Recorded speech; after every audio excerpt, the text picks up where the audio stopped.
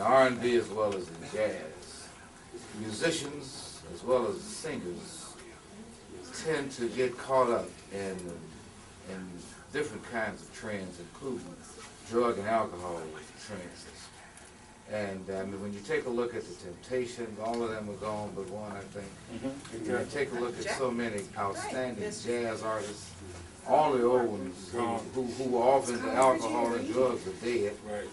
And then those who are still alive are those who stay cool, you know. And when you see a jazz musician who's 75, 80 years old, it's because he didn't get off at the heroin or alcohol to any major extent.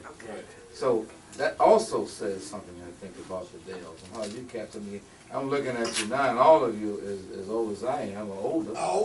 And I'm 76 years old. Let's say we've been blessed. Right. Extremely blessed. Right. You know. You know something. What everybody don't think about though, like he said, you take it for granted. Can you imagine what these eyes have seen and done and been through, the times we've been used, the times we have had to do all kinds of different things and made it from state to state, country to country, and city to city, and we still back here at 50 years. 51 years, 5 heartbeats was true. The only things they added was the things they added to doctor to what they call modernize the film. And, but you know that making them sing outside the car and all that was our stuff.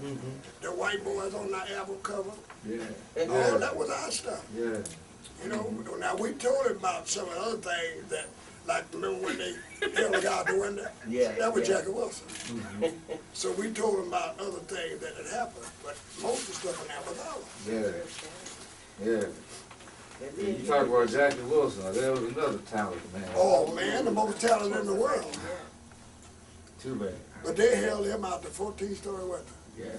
I think I seen Jackie Wilson at it was a week after you guys were there at the Sugar Shack in Boston. Jackie was there. You know, pretty controversial person at the time. You know, I was so young, I didn't really understand. Wow. But he was a nice guy. He was the nicest guy in the world. He was a nice guy. He was just flat. See, when Jackie Wilson walked in a place, you knew he was somebody. The entertainers you got now, they walk in a place, he looked like a steel worker. But when Jackie Wilson walked into a place, you said, that's somebody. Because that's the way he carried it. Coming up 30 seconds. That's the way he dressed. And he had that air. So if he would still been around today, we could have. Oh man, I don't know anybody greater.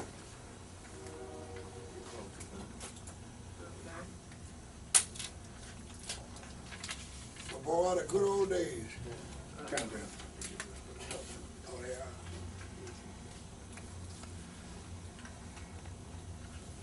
are. And we are here at the City Hall of the City of Harvey today.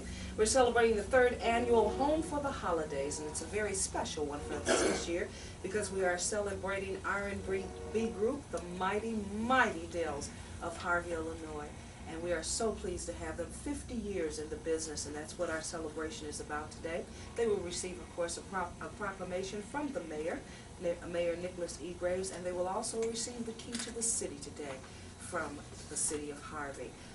You all, Chuck, you and the fellows were just sitting here talking with Sherelle about some of the old days, old school, some of the things that you encountered, and we were all trying to figure out just what made you last as long as you have. What were some of the things you encountered in the beginning? Well, you know, back in the 50s, in the beginning, there was no real nice lodging or places to live that blacks were accepted in. So there were places they called moms or other places that black women mostly would have a house across the street from a theater that we would work in. Rooming houses. And we could go over there and rent a room, you know, because you had to stay somewhere, because most of the time when we worked at the theater, we were there for a week. Or even if you were doing a one-nighter, you still had to have some place to live. So it was rough. So the kids today, the young adults, or whatever they want to call themselves, rappers, hip-hoppers, or whatever, they don't know how fortunate they are, because the road that was paved by the Dells and the Flamingos and Five Kings, the Spaniels, and whatever. Drifters. Yes, hey, It was incredible. They were pioneers. Yeah, definitely pioneers. And also to add to that, there was no money.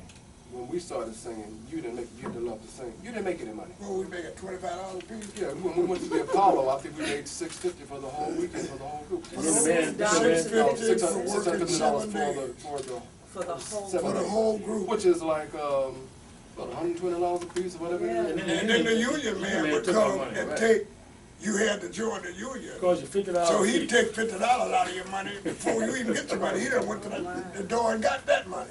That was the money. You had to love what you were doing. And they had old But you men know, when we upstairs. started, when we go back, if you go back a little bit, we were inspired, it's sort of like role models before us. We got inspired by listening to the Spaniels, the Musos, the Five Keys. And so we kind of said, well, we could do that, you know, we like that.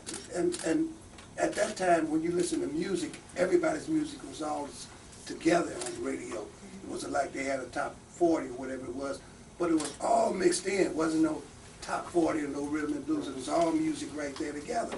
So when we listened to it, we got inspired by that. The shows coming in town, the Clyde McFadden and the Drifters, we went down to see them. You know, that made you want to sing. If you had any thought about singing, that made you want to sing when you saw those guys perform. So as we got out on the road, we got inspired by all of that. Plus, they had all these steel mills around here, and these mills that we didn't want to go into. Absolutely. That was the drive, I stay out the mill. I remember when we went to New York, I had a blue serge suit. They had been pressed so many times you could look in the butt of it and shade. It was like a mirror. And when we went to New York, the lawyer, Rivka, Julie Rivka, Thomas Small, the lawyer, met us at Our managers. at the airport. And when we come out to play, and he said, oh my God, what have we got? Cause he said we were stone yokels. Yeah, Especially going to New York. that's right. Yeah. So we lived in Harlem, worked in Harlem because the Apollo was in Harlem. We lived down the street from the Apollo. And it was quite an We experience. lived there 4 years. We learned a lot though. Ate Harlem Franks. got us ready for the world. We ate Franks and beans, Yeah. candy bars, Yeah, baby. we became Franks and being specialists. But on the other hand, Yeah, the Babe Ruth. other thing that bothered me was how the people in your beloved town accepted you. Okay. They talked about us like a dog. When we told them we was going to New York, oh, you ain't going nowhere. Y'all ain't going nowhere. You know, we walk up to the basketball court, hey, y'all sing us a song. Yeah, they was really teasing you, really cool. You know? And then when we left, we didn't come back. They put out that we wasn't singing, we all had jobs. And my mother wrote me that they said, y'all got jobs with that. We had bought a brand new 1956 Buick station wagon. Had all the night on it and music notes. It was beautiful. So we got in the station wagon and drove here. And we didn't get home. We went to the pool room. And when we pulled up in front of the pool room with that big old car with all them music notes, all the stuff was expelled. They said, well, I guess they is singing. Okay, well, tell them right up to the station wagon. That's the story. The station wagon was bought by DJ, so we had a manager in New York, so we were sending out payments in to him, to pay our car note.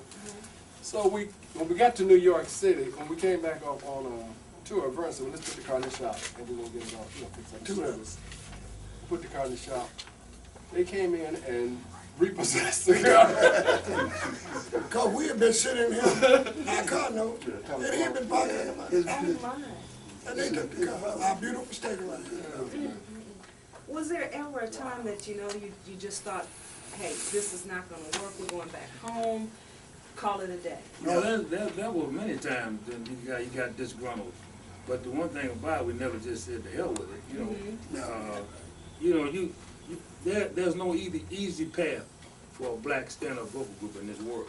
I don't care who you are. Not even today, huh? Not even today. But see, when you got 5 guys, it makes a difference. And now if you was a singer by yourself, you had a problem.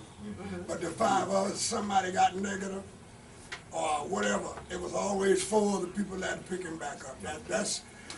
I credit the 5 of us for staying together. It's very important. We were determined. when we got out, we would sometimes, it was a funny thing, we get down on ourselves, and then we turn around and look at some other guys that was doing worse than we were. So we said, oh, no, wait a minute, you know. That was some guys that was staying in a hotel we were staying at one time. All the, Boys, Them guys were really, they was dying from malnutrition. malnutrition. They wrote about on starving. I mean, man. his stomach looked like he was about 6 months pregnant. I mean, he was messed up. Yeah. Well, you know what, we were down south, we had already been told, you can't go to the main window. We knew about going to the kitchen door, the white and black water faucet. Well, it wasn't white, it was white and Negro Okay, right. water faucets. And so we had to go around the kitchen door. But when you went around the kitchen door, it was always black people in the kitchen. So I liked it because you paid whatever you paid for, they'd fix you a sandwich that big. Well, they knew you hadn't had They much to would eat. pile it up for us. Well, you know what? Marvin, who was born in the South, had to get us ready for the South. Because we were born in Chicago. Right. We knew nothing about traveling in the South in the 60s. I mean, we're really in the 50s. So we would tell them, no, you can't do this. You can't go over here. You know, so we, You remember that guy? You remember when you were drinking that part and that kept leaning over to, Sure did. I didn't know. I told nigga, you can't drink out of that. Cause you go, Well, we went in one of those stores. Remember that time we went in the store? The guy pulled a shotgun on Marvin. yeah, down in Georgia. We were in Georgia. and we're in Georgia. And we go in the store, and Marvin says, He said, you go, take that out, take the pop out. And I knew what he wanted me to say. I said, uh-huh. He said, you don't say uh-huh down here, boy, you say yes, sir. So I just took the pop, although I had opened everything and paid for it and went to walk out. up with the shotgun. No, that ain't what bothered me. I knew how he was. What bothered me was two black ladies from the area in the store. They rolled all on the floor because the white man had told me to say yes, sir. That's what bothered me. I didn't care about him, you know.